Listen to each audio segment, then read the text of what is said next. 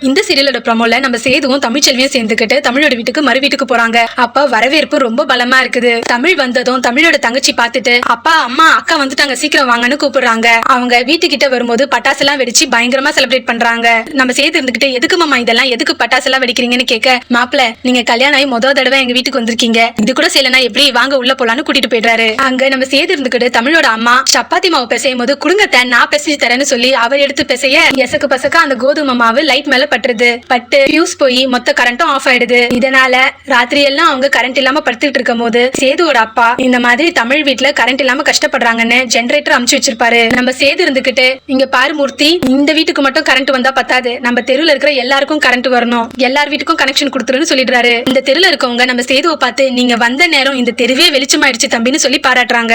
தமிழ் வீட்டுல இருக்க போற கொஞ்ச நாளைக்கு சேது இன்னும் என்னென்னலாம் அமக்கலாம் பண்ண போறாருன்றத பொறுத்திருந்து பார்க்கலாம். இது போன்ற சுவாரஸ்யமான நிகழ்ச்சிகளுக்கு ஸ்டார் வியூஸ் சேனலை சப்ஸ்கிரைப் பண்ணுங்க. தேங்க்யூ.